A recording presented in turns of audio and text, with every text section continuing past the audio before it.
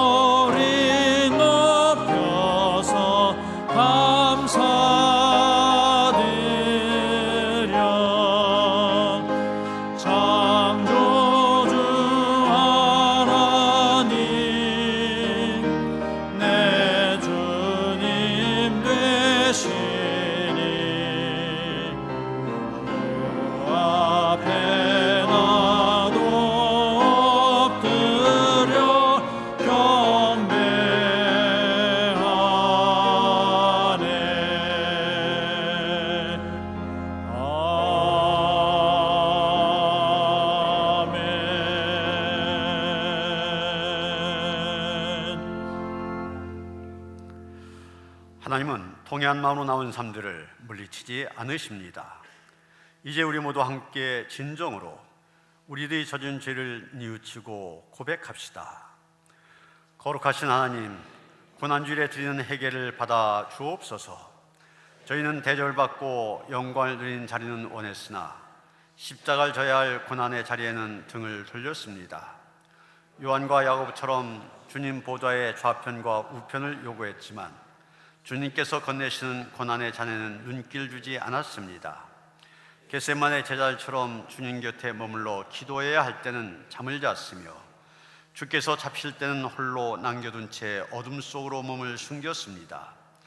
저희도 박해가 두려울 때면 베드로처럼 예수가 누구인지 도무지 모른다며 부인할 때도 있었습니다.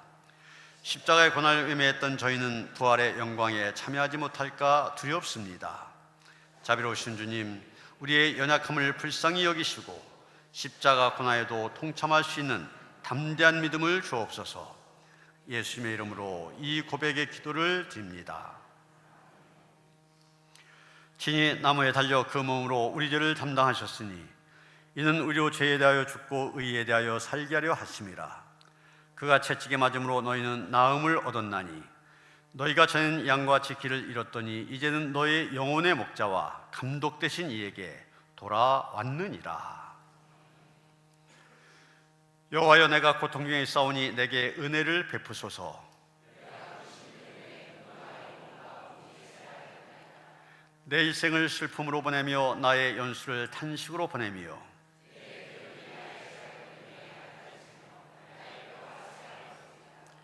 내가 모든 대적들 때문에 욕을 당하고 내 이웃에게서는 심히 당하니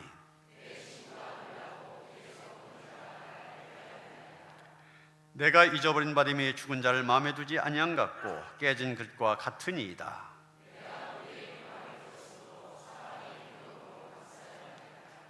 그들이 나를 치려고 함께 의논할 때 내 생명을 빼앗기로 꾀하였나이다.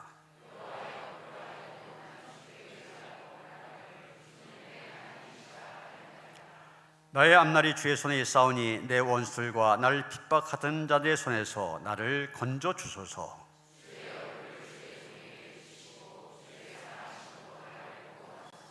아멘.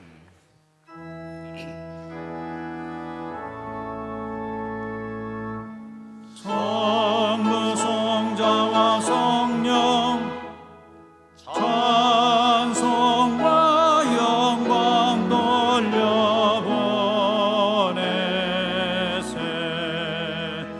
대초로 지금까지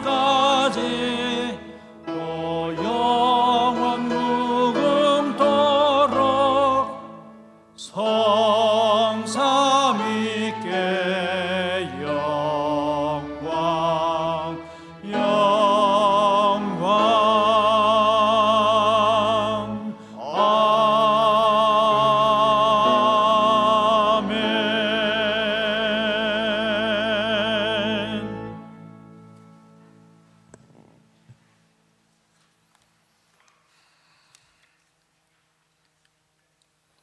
하나님 아버지, 우리를 사랑하시어 한 주간도 은혜와 평강으로 살아가게 하시고 오늘 주님의 날 종려주일로 예배 드리게 하시니 감사드립니다.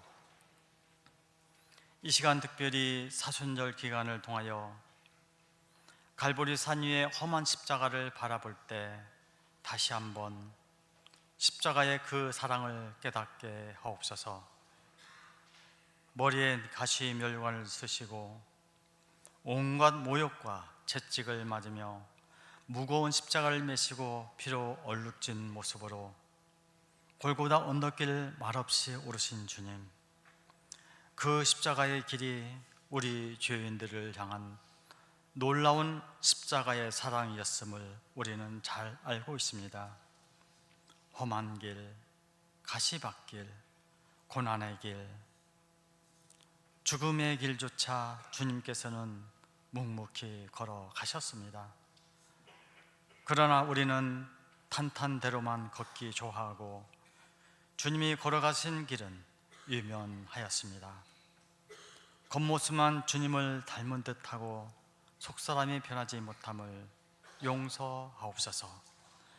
다른 사람을 배려하고 이해하기보다는 내 생각, 내 고집이 앞서 있음을 용서하옵소서. 혈기, 미움, 거짓, 시기, 모든 죄악된 것들이 떠나가고 주의 보혈로 씻어 주셔서 주님께 쓰임 받는 하나님의 자녀가 되게 하옵소서. 우리의 영안이 열려 주님을 바라보고 주님을 느끼고 주의 마음을 알 수 있도록 인도하옵소서. 답답한 현실에 마음 조이며 힘겨운 고통의 터널을 지나는 이들에게는 한없는 자비를 베푸시어 주의 발로 안아주시고 독수리의 날개침 같은 새 힘을 얻게 하옵소서. 사랑의 하나님 아버지, 이 세상이 너무나 혼란스럽습니다.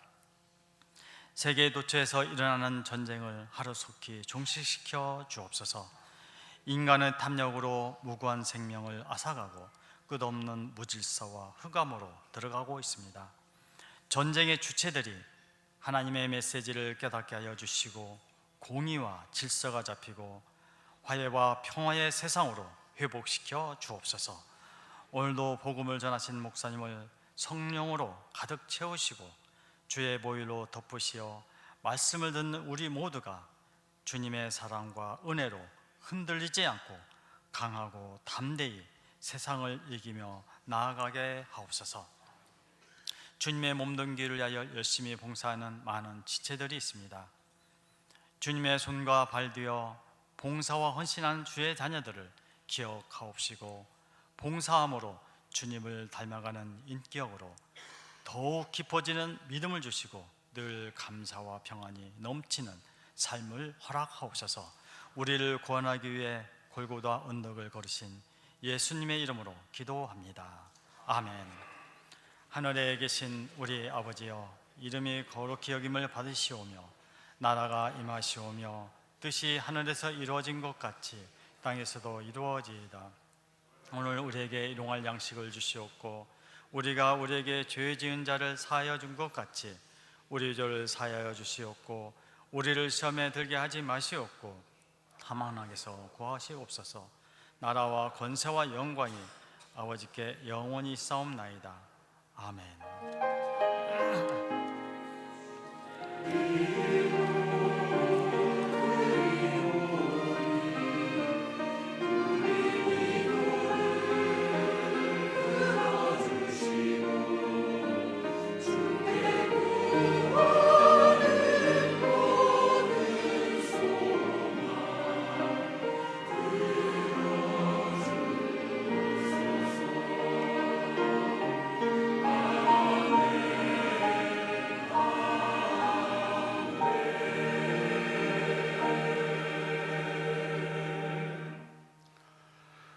오늘 우리에게 주신 하나님의 말씀 빌립보서 2장 5절로부터 11절까지의 말씀입니다. 신약성경 320쪽입니다.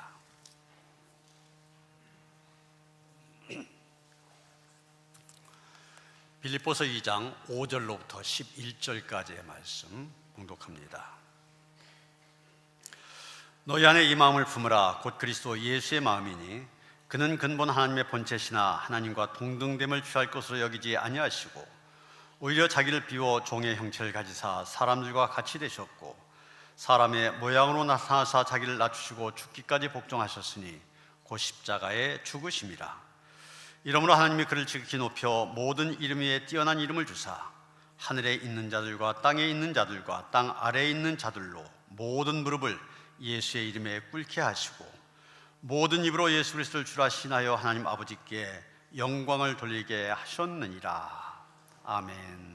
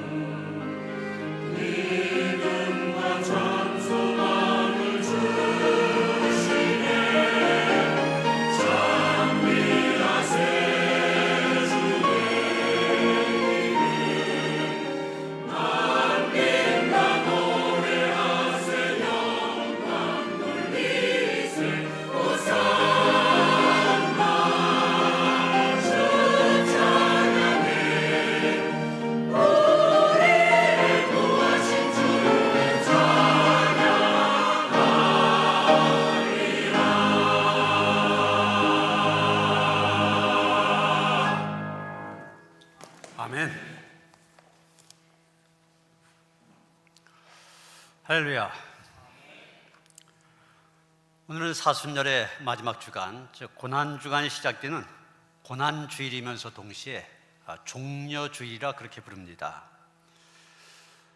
종려주일이라고 부르는 이유는 예수께서 십자가 지시기 위하여 예루살렘에 입성하실 때 여러분 보시는 것처럼 사람들이 종려나무가지를 흔들면서 호산나 다윗의 자손이여 외쳤기 때문입니다. 이때 사람들은 예수님을 왕으로 맞이했습니다. 그렇지만 예수님, 사람들이 기대했던 왕은 아니었습니다. 사람들이 기대했던 왕은 정치적인 왕이었습니다. 지금 로마의 식민 통치를 받으며 많이 힘들어하고 있는데 그 가운데서 우리를 구원하실 메시아, 그런 정치적인 왕을 기다렸던 것입니다. 그런데 예수님은 그런 정치적인 왕이 아니라 십자가의 왕으로 오셨습니다. 그래서 고난당하시고 결국 십자가에서 죽임을 당하셨습니다. 그런 의미에서 볼 때 이 종려주일, 영광의 입성이면서 동시에 고난의 시작의 의미를 갖고 있습니다. 그렇습니다. 종려주일에 예수님은 예루살렘을 향해 걸어가셨습니다. 그런데 그 길의 끝, 거기에는 영광이 있었던 것이 아니라 십자가가 있었습니다. 이런 길, 사람들이 가고 싶어하는 길이 아닙니다. 낮아지는 길이고 버림받는 길이고 고통의 길, 누가 가고 싶어 하겠습니까? 그런데 예수님은 끝까지 그 길을 걸어가셨습니다. 왜 그러셨습니까? 왜 예수님께서 고난을 받으셨습니까? 왜 결국에는 십자가까지 지셔야만 되었습니까? 오늘 본문이 그 이유를 말해주고 있습니다. 너희 안에 이 마음을 품으라, 곧 그리스도 예수의 마음이니. 여러분, 이 빌립보서를 가리켜서 옥중서신 그렇게 부르는데, 바울이 로마 감옥에 갇혀 있으면서 빌립보 교회 교인들에게 보낸 편지다. 그래서 옥중서신 그렇게 말합니다. 그 당시 빌립보 교회는 안팎으로 어려움을 겪고 있었습니다. 밖으로부터는 로마 정부 당국의 박해가 있습니다. 교회 안에는 성도들 사이에 다툼과 갈등이 생겨서 이런 것들이 교회를 어렵게 하고 있었습니다. 바로 이런 상황에서 바울은 이 모든 문제 해결할 단 하나의 열쇠를 제시하고 있습니다. 바로 이 말씀, 너희 안에 이 마음을 품으라, 곧 그리스도 예수의 마음이니. 여러분, 우리는 하루에도 수만 가지의 마음을 품고 살아가고 있습니다. 때로는 억울한 마음도 있습니다. 불평한 마음도 있습니다. 남과 비교한 마음도 있습니다. 높아지려고 하는 마음도 있습니다. 그런데 성경은 단호하게 말하고 있습니다. 그리스도인이라면 마땅히 예수의 마음을 품어야 한다는 것입니다. 여러분, 우리 신앙생활 다 잘하기를 원하시잖아요. 그런데 신앙생활 핵심이 무엇입니까? 무엇을 하느냐, 이것보다도 그 먼저 우리가 어떤 마음을 품느냐, 이게 중요한 것입니다. 이 종려주일 또 사순절, 바로 그리스도 예수의 마음을 품는 시간들입니다. 그렇다면 이 고난주일에, 이 사순절에 우리가 품어야 될 그리스도 예수의 마음, 사도 바울이 증거하는 그리스도 예수의 마음은 무엇입니까? 첫째, 그리스도 예수의 마음은 자기를 비우는 마음입니다. 6절 7절 보시면 그는 예수님을 가리키죠. 예수님은 근본 하나님의 본체시나 하나님과 동등됨을 취할 것으로 여기지 아니하시고 오히려 자기를 비워 종의 형체를 가지사 사람들과 같이 되셨고. 여기 자기를 비워, 사실 2장 5절서부터 11절까지 6절서부터 11절까지 기독론이라 부릅니다. 예수가 누구냐를 얘기하고 있기 때문에 기독론 그러는데 거기에 케노시스라는 말이 붙어 있어요. 케노시스 기독론이 그렇게 얘기합니다. 바로 이 케노시스란 말이 자기를 비워, 이 말이 헬라어입니다. 다시 말해서 예수님의 마음을 얘기할 때 가장 핵심적인 단어가 무엇이냐? 자기를 비우는 거다, 그런 얘기입니다. 자기를 비워, 헬라어로 케노시스라고 얘기했는데 완전히 비운다, 이런 뜻을 갖고 있습니다. 그저 조금 양보하는 그런 정도를 얘기하는 것이 아닙니다. 자신의 모든 권리와 특권을 다 쏟아버려서 완전히 빈 그릇이 되었다, 이런 뜻입니다.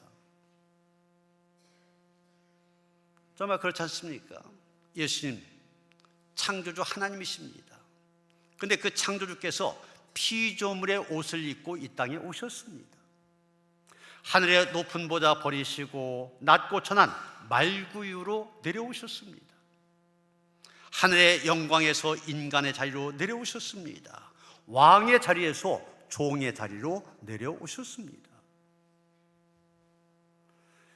이 종려주일 우리가 얘기했는데, 종려주일의 장면도 그때의 모습 가만히 생각하면 참 아이러니하다, 이런 생각을 하게 됩니다. 분명 사람들 종려나무 가지를 들고 왕을 맞이했습니다. 호산나면서 왕을 맞이했습니다. 그런데 실제로 예수님은 십자가를 향해 가고 계셨습니다. 사람들은 예루살렘으로 입성하신 예수님에게서 영광을 기대했지만 예수님은 고난을 택하셨습니다. 이것이 바로 그리스도 예수의 마음입니다. 중세 수도원에 내려오는 이야기 가운데 이런 이야기가 있습니다.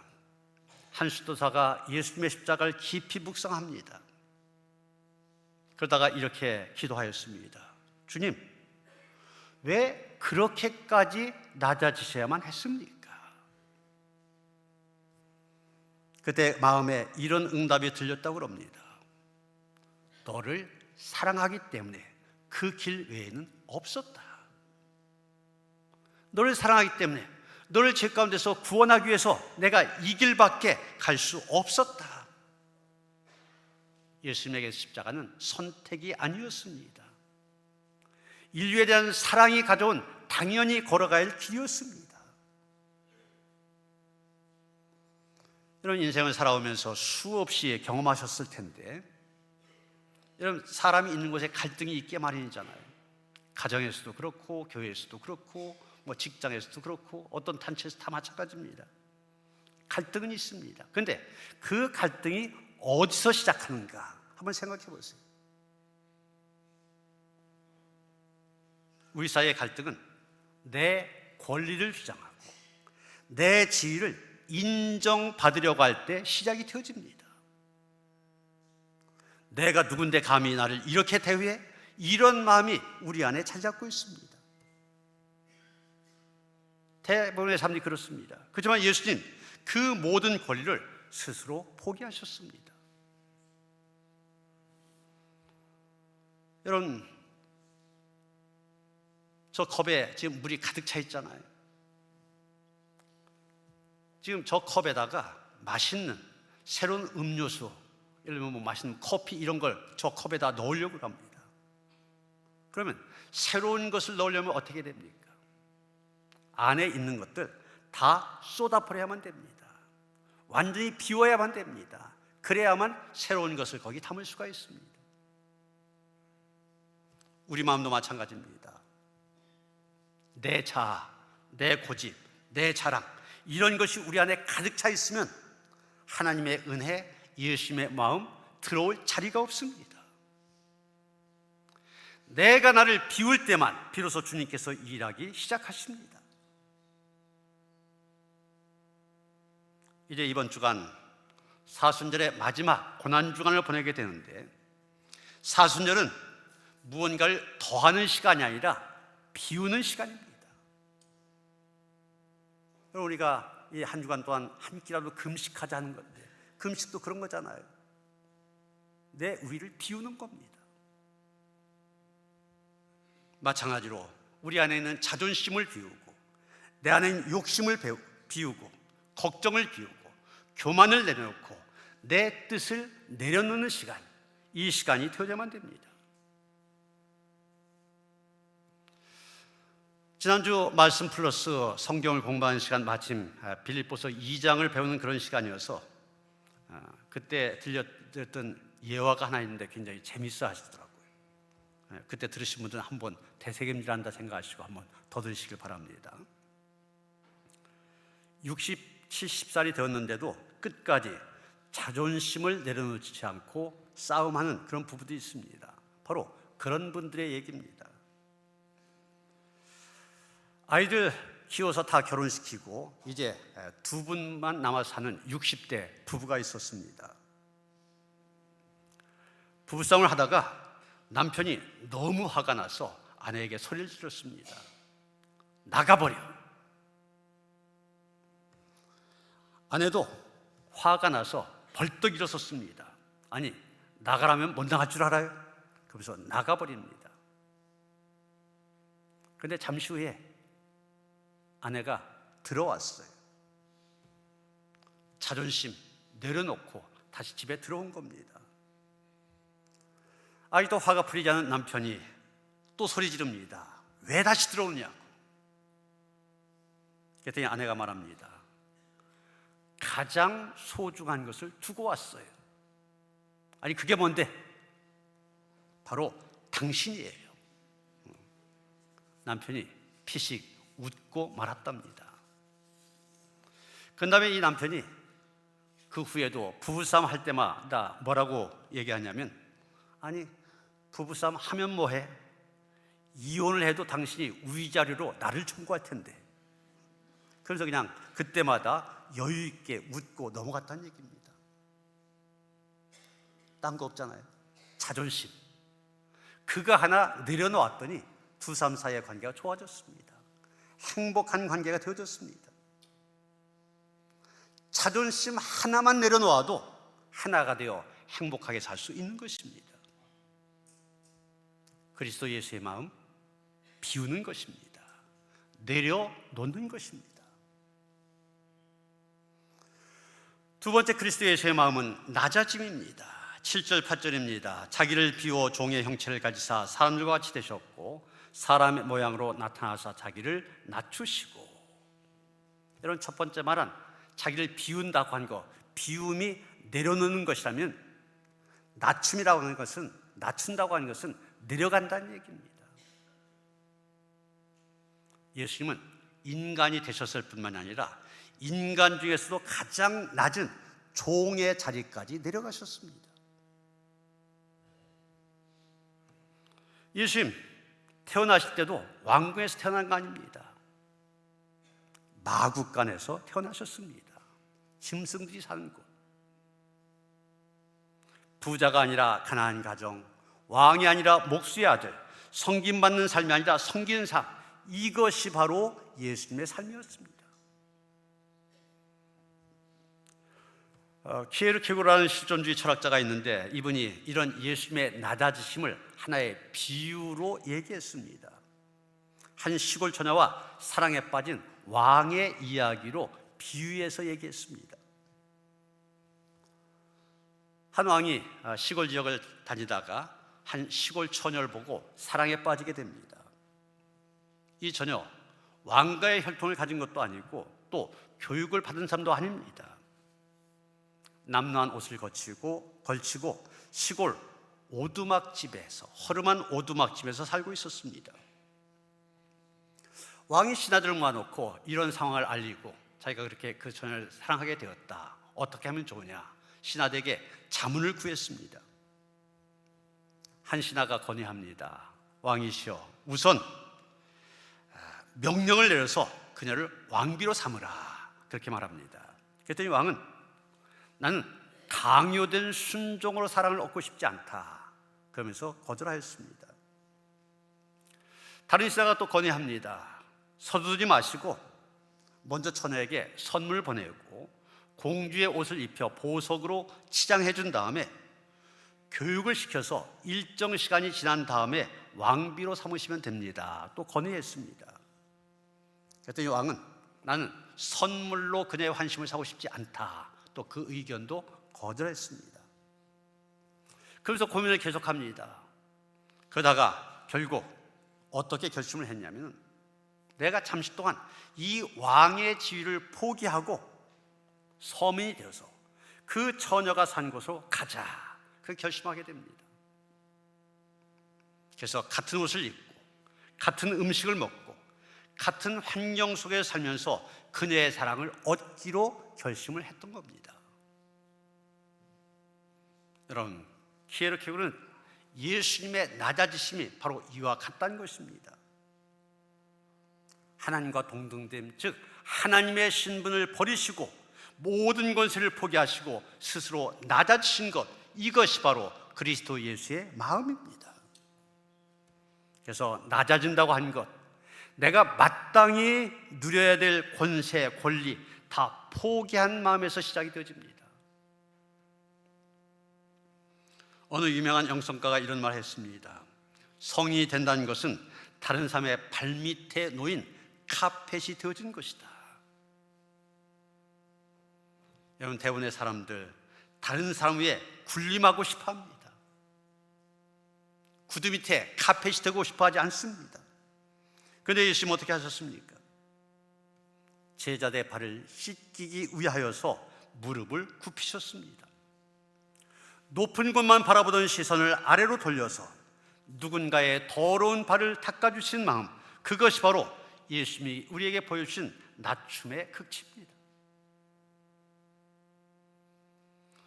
오늘 한 유명한 주의자가 연주회를 마친 다음에 관객들로부터 큰 박수를 받았습니다. 연주가 끝난 다음에 한 사람이 그를 찾아와 말합니다. 오늘 연주 정말 완벽했습니다. 그때 지휘자가 이렇게 대답합니다. 그것은 제가 잘해서가 아니라 단원들이 서로를 높여줬기 때문입니다. 이런 진짜 위대한 사람은 자신을 드러내지 않습니다. 오히려 자신을 낮춥니다. 그런데 오늘 우리의 문제가 무엇입니까? 내가가 문제입니다. 내가 인정받고 싶고 내가 높아지고 싶고 내 뜻이 이루어지기를 원합니다. 그런데 예수님 마음은 그게 아니라는 겁니다. 내가 아니라 하나님이라고 말씀하십니다. 높아짐이 아니라 낮아짐이라고 말씀하십니다. 그래서 예수님 말이 아니라 나귀를 타고 예루살렘으로 들어오셨던 것입니다. 그 당시 왕들은 전쟁에서 승리하면 말을 타고 입성했습니다. 그러나 예수님 나귀를 타고 평화의 왕으로 오셨습니다. 겸손의 왕으로 오셨습니다. 이 종려주일 또 사순절, 바로 이 낮아지신 예수님을 묵상하는 그런 시간이 되어져야만 됩니다. 세 번째, 그리스도 예수의 마음은 순종입니다. 8절 보시면 죽기까지 복종하셨으니 곧 십자가의 죽으심이라, 이렇게 말하고 있습니다. 이 가장 중요한 단어, 복종, 다른 말로 순종입니다. 그런데 예수님의 순종, 단순한 순종이 아닙니다. 뭐라고 했습니까? 죽기까지 복종하셨으니, 죽기까지의 순종입니다. 종려주일 그 3대 그 환호한 가운데서 예수님 십자가를 향해 걸어가셨습니다. 십자가 가장 고통스러운 자리입니다. 가장 수치스러운 자리입니다. 가장 버림받는 자리입니다. 그런데 예수님 그 길을 피하지 않으셨습니다. 오직 아버지의 뜻에 순종하셨던 것입니다. 어떤 화가가 예수님의 십자가를 그렸습니다. 사람들이 그 그림을 보고 말합니다. 이거 너무 처참하게 그린 거 아니냐? 예수님 처참한 모습으로 그린 게 아니냐? 좀 더 십자가지만 좀 더 아름답게 표현할 수 없었냐? 화가가 이렇게 대답합니다. 십자가를 아름답게 그리려면 그 고통을 잊게 됩니다.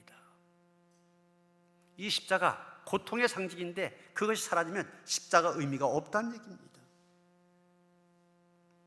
우리가 십자가 때로는 장식품으로 목에 걸기도 하고 그렇지만 이 십자가 아름다운 장식이 아닙니다. 처절한 사랑의 현장입니다. 우리는 십자가 없는 신앙을 원합니다. 고통 없는 신앙, 희생이 없는 신앙, 순종이 없는 신앙. 우리는 그것을 원하지만 그것은 예수님의 길이 아닙니다. 예수님도 겟세마네 동산에서 처음에 어떻게 기도하셨습니까? 할 수만 있으면 이 잔을 내게서 지나가게 하옵소서. 예수님의 본래 마음, 십자가 치는 거 그거 싫으셨습니다. 피하려고 하셨습니다. 그러나 그 길, 피하는 길, 예수님이 가셔야 될 길이 아니었습니다. 그래서 곧바로 뭐라고 또 기도하십니까? 내 뜻대로 마옵시고 아버지의 뜻대로 하옵소서. 결국 죽기까지, 십자가의 이르기까지 순종하셨던 것입니다. 이것이 바로 그리스도 예수의 마음입니다. 이제 오늘의 결론으로 우리가 한 가지 더 생각할 것이 있습니다. 하나님께서는 스스로 낮아진 자 반드시 높여주신다는 사실입니다. 9절부터 11절까지의 말씀, 반전의 역사를 보여주고 있습니다. 뭐라고 했습니까? 이러므로 하나님이 그를 지극히 높여 모든 이름 위에 뛰어난 이름을 주사 하늘에 있는 자들과 땅에 있는 자들과 땅 아래에 있는 자들로 모든 무릎을 예수의 이름에 꿇게 하시고 모든 입으로 예수 그리스도를 주라 시인하여 하나님 아버지께 영광을 돌리게 하셨느니라. 여러분, 예수님 스스로 높아지려 하셨습니까? 아닙니다. 주님은 철저히 낮아지셨고 그 주님을 높이신 분은 하나님이십니다. 이것이 바로 하나님 나라의 원리입니다. 내가 나를 높이면 하나님이 나를 낮추시지만 내가 나를 낮추면 하나님께서 나를 높여주신다, 이겁니다.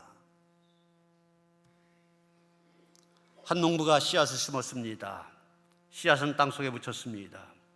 겉으로 보면 땅속에 묻혔기 때문에 다 사라진 것처럼 보여집니다.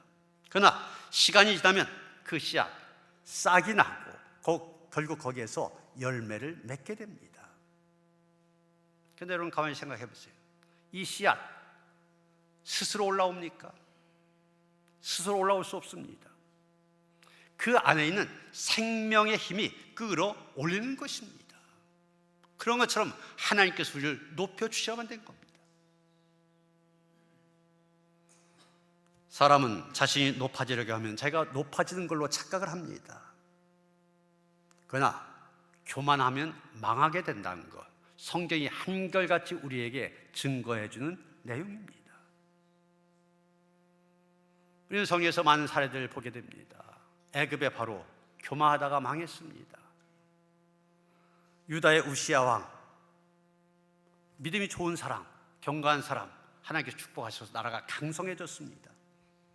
그러다 보니 교만해져서 제사장만이 제단에 나아가 분향할 수 있는데 자기가 그것을 하다가 문둥병에 걸렸습니다. 그래서 왕위를 아들에게 넘겨주고 그저 혼자 외롭게 살다가 세상을 마치고 맙니다. 히스기야, 그 역시 은혜 받고 질병에서 고침받고 전쟁에서 이기고, 그래서 사람들이 굉장하다고 칭찬합니다. 그러다가 마음이 교만해지니 하나님의 진노를 받게 됩니다. 바벨론의 느부갓네살 왕 역시 잘 나가니까, 승승장구하니까 자기 힘으로 그 능력과 권세 차지한 줄 착각합니다. 그렇게 교만해하다가 결국 망하고 말았습니다. 사울, 이스라엘 첫 번째 왕이 아닙니까? 왕이 되니 세상이 못할 일 없을 것으로 착각하고 제사장이 드려야 될 번제 제멋대로 드리다가 결국 망했지 않습니까? 그 외에 유다의 아마샤 왕이라든지 또 헤롯이라든지 망한 이유 다 마찬가지입니다. 교만 때문입니다. 그러나 하나님 낮추는 자를 높여주십니다. 그러므로 하나님의 능하신 손 아래에서 겸손하라. 때가 되면 너희를 높이시리라. 베드로전서 5장 6절 말씀입니다. 주 앞에서 낮추라. 그리하면 주께서 너희를 높이시리라. 야고보서 4장 10절 말씀입니다. 누구든지 자기를 높이는 자는 낮아지고 누구든지 자기를 낮추는 자는 높아지리라. 주님께서 친히 하신 말씀입니다.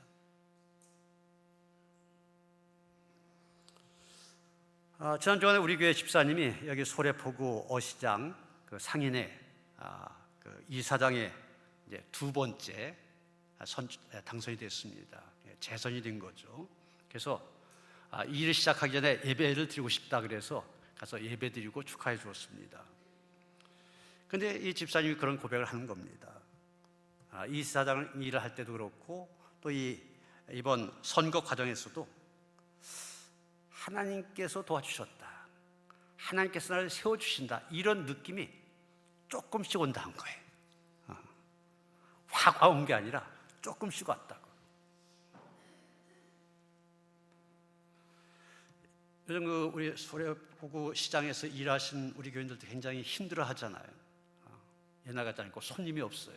그래서 뭐 적자까지 나고 한다는 얘기까지 듣는데, 뭐 여러 가지 있지만 또 이유 가운데 하나가 아주 유명한 유튜버가 와서 의도적으로 이 소래포구 시장의 안 좋은 모습들 찍어갖고서 이 사람이 올린대요. 원체 유명한 유튜브다 보니까 조회수가 많고, 또 그러다 보니까 그것을 방송에서 또 방영을 하고, 이러다 보니까 이 소래포구 시장의 이미지가 확 나빠져 갖고서 사람들이 많이 안 온다는 거죠. 근데 얼마 전에 그 유튜버한테서 만나자는 연락이 왔대요. 자기가 먼저 제안한 것이 아닌데 먼저 연락이 와서 만나갖고 얘기가 잘 됐답니다. 그래서 앞으로 오히려 이 소래포구의 좋은 점들을, 긍정적인 면들을 적극적으로 홍보해 주겠다 약속을 받았대.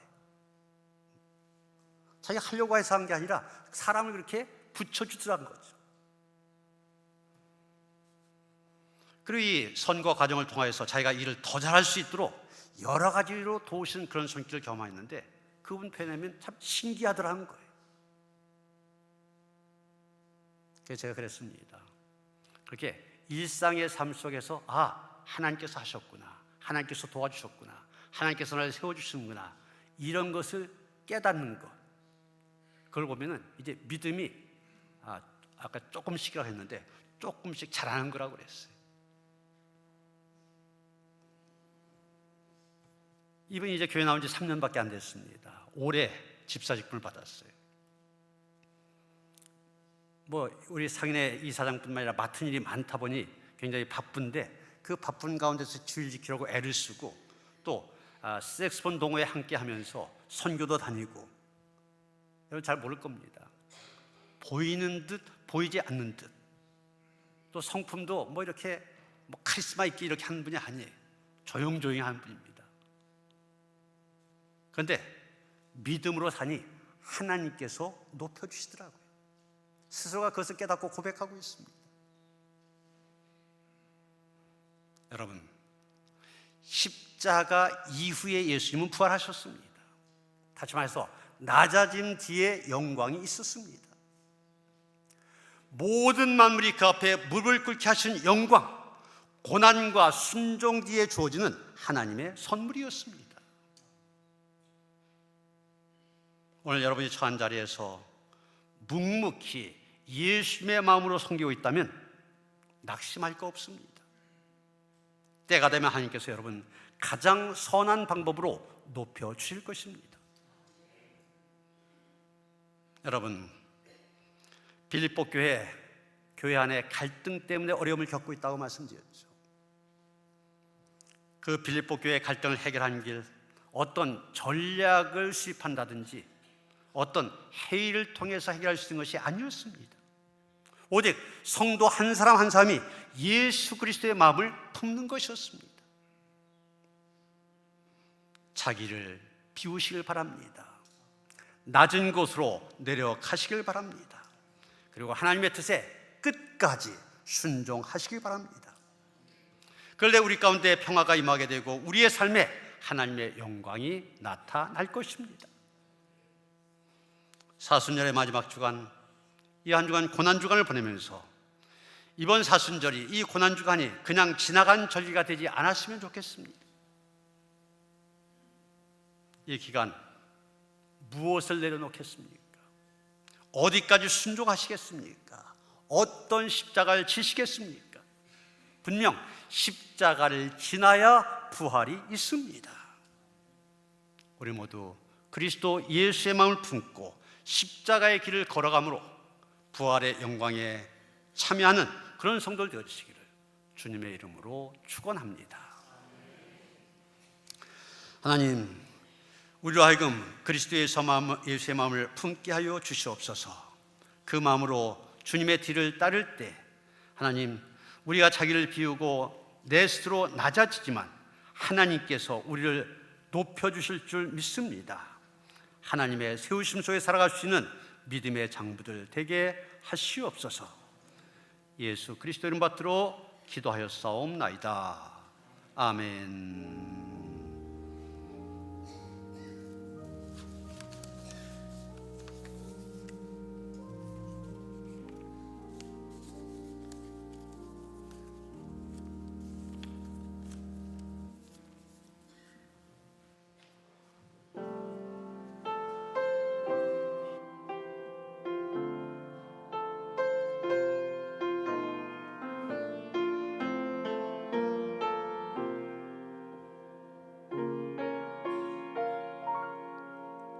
왜 나를 깊은 어둠 속에 홀로 두시는지, 어두운 밤은 왜 그리 길었는지, 나를 고독하게, 나를 낮아지게, 세상 어디도 기댈 곳이 없게 하셨네.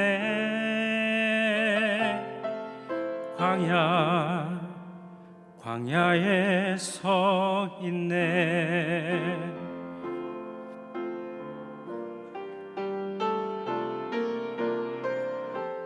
주님만 내 도움이 되시고, 주님만 내 빛이 되시는, 주님만 내 친구 되시는 광야.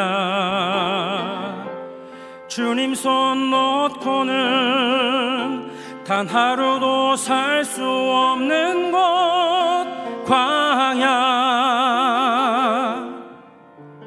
광야에 서 있네.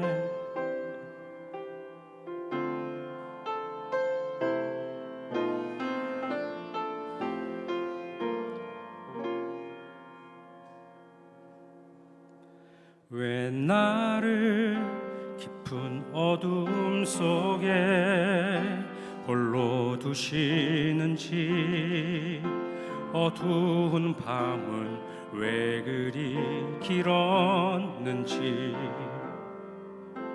나를 고독하게, 나를 낮아지게, 세상 어디도 기댈 곳이 없게 하셨네.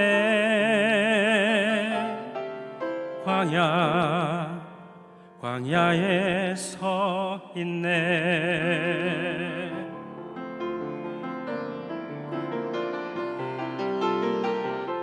주님만 내 도움이 되시고, 주님만 내 빛이 되시는, 주님만 내 친구 되시는 광야. 주님 손 놓고는 단 하루도 살 수 없는 곳, 광야.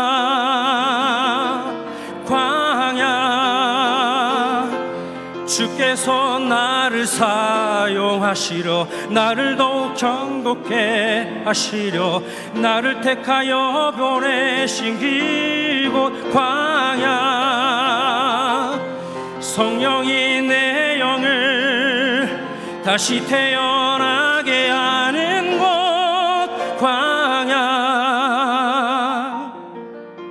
광야에 서 있네.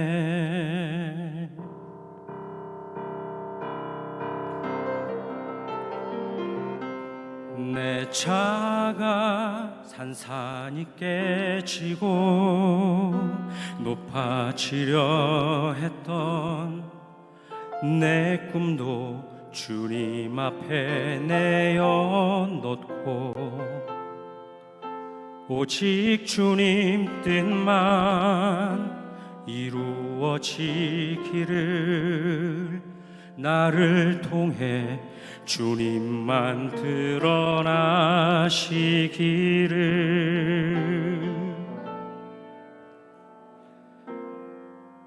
광야를 지나며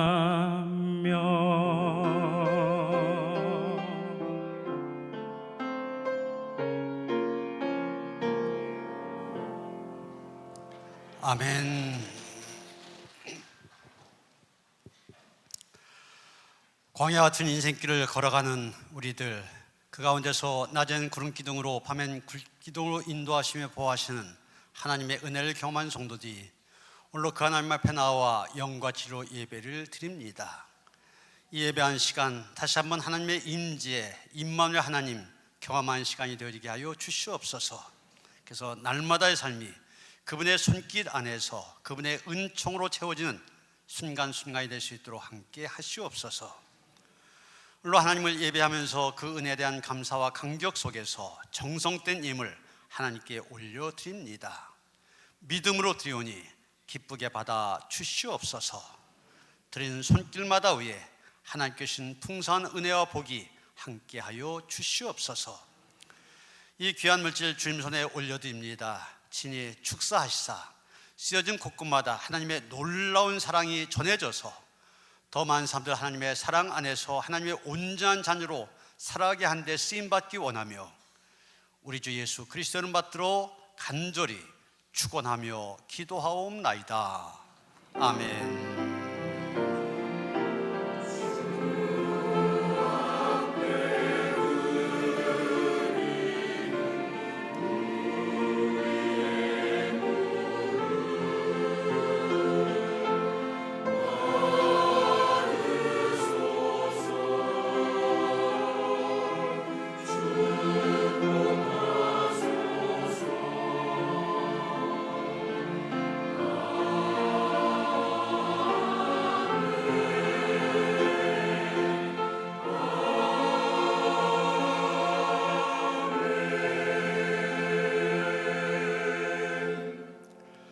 평화 인사 나누시겠습니다. 주님이 주신 평화가 함께 하시기 바랍니다. 서로 인사하시겠습니다.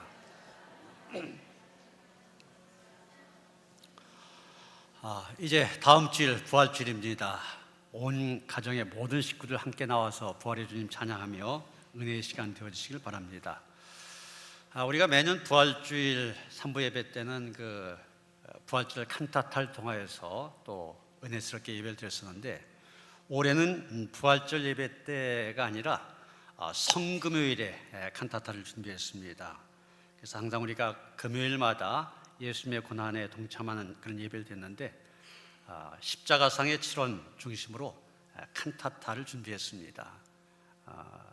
다른 어떤 때보다도 이 귀한 찬양을 통하여서 더 은혜 받는 기회가 될 줄 믿습니다. 이 성금요일 예배에 적극적으로 참여하시기를 바랍니다. 그리고 다음 부활주일에는 우리 그 여선교회에서 전에는 중식을 항상 했었는데 너무 없는데 그래도 부활주일이라도 온 교인들이 함께 좀 식사하는 시간이 갔으면 좋겠다. 그래서 다음 주일에는 점심이 준비되어 있습니다. 준비할 겁니다. 그러니까 하나 3부 예배 참석하셔서 함께 또 이 부활절 만찬 또 하나님께서 길을 열어주셔서 이 우리 서구 교회를 보면은 추수감사절에는 칠면조 요리로 이렇게 식사를 준비하잖아요. 이번에 부활절 만찬은 양고기로 준비할 겁니다. 조리하는 게 조금 힘들다고 여성교회에서 애쓰고 있는데 그래서 이 부활절의 의미, 서양교회에서는 부활절에는 양고기를 먹는데 그런 의미도 살려서 계획하고 있으니까 참고하셔서 예배에 참석하시고 좋은 또 교제의 시간 되도록 하시길 바랍니다. 여러분 주반에 이 고난주간 금식 기도 헌금 봉투 다 받으신 줄 압니다. 우리가 매년 해왔던 일입니다. 고난주간, 말로만 고난주간이라고 하지 말고 우리가 예수님의 고난에 조금이라도 동참하자. 어떻게 동참할 수 있냐? 한 끼라도 금식하자, 매일. 그래서 금식하면서 절약되는 비용, 뭐 짜장면 한 그릇 값도 좋습니다. 뭐 갈비탕 한 그릇 값도 좋습니다. 그것을 여러분이 헌금으로 모아서 여러분 거기 보면은 지금 현재 고난받고 있는 우리의 이웃들 있잖아요. 전쟁 때문에 또 갖가지 이유 때문에 고난받는 우리의 이웃들 생각하면서 매일마다 기도 제목을 넣었으니까 이분들 위해서 기도하면서 금식 헌금하면 여러분이 매년 보면 정성껏 해주시기 때문에 꽤 됩니다. 그래서 실질적으로 도움을 줄 수가 있어요. 이 귀한 일에 적극적으로 동참하시기를 바랍니다. 이제 사순절 마지막 주간입니다. 계속 우리가 성경 통독을 해왔었는데 마지막까지 성경 통독한 일에 적극적으로 참여하시길 바랍니다. 목회 신방 참고하시고요. 말씀 플러스 첫 번째 에베소서와 빌립보서를 공부했는데 이제 이번 주간으로 끝나고 다음 주부터 두 번째 에레미야를 공부하게 됩니다. 에레미야 그러면 어려운 책으로 여러분들이 이해를 하고 있는데 이번 기회에 좀 제대로 배울 수 있도록 많이 신청하시길 바랍니다. 중보연회가 7일, 8일 이틀 동안 있습니다. 거기 연회 대표 이름 적어놨으니까 미리 준비하셔서 참석할 수 있도록 하시길 바랍니다. 노인대학 고막기 4월 9일 날 개강을 합니다. 65세 이상 누구나 참여할 수 있습니다. 믿지 않는 분들도 참여할 수 있으니까 많이 권면하셔서 전도의 기회로 삼아주시길 바랍니다. 여선교회 중보연합회에서 비전교회를 돕는 일을 하고 있는데 그 일을 위해서 칫솔을 판매하고 있습니다. 어차피 필요라는 생필품 내려가시면서 하나씩 구입하면 선교에 동참하는 귀한 일이 되어집니다. 윤현옥 권사님, 김석준 성도님 병원에 입원하셨습니다. 위에서 기도해 주시길 바랍니다. 하승은 집사님 모친 김문희 집사님 부친께서 하나님의 부르심을 받으셨습니다. 주님의 위로가 함께 하시기 바랍니다. 다 일어나셔서 149장 찬송하시겠습니다.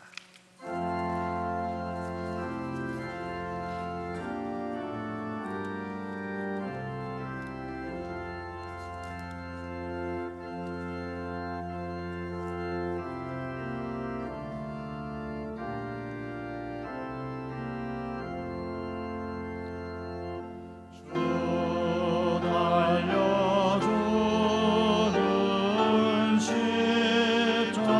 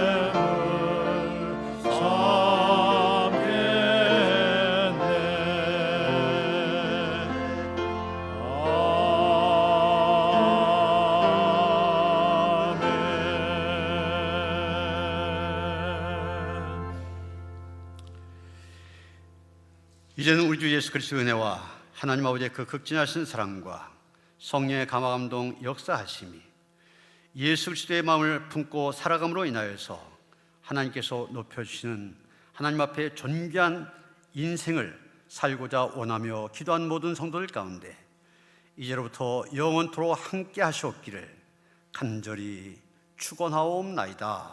아멘.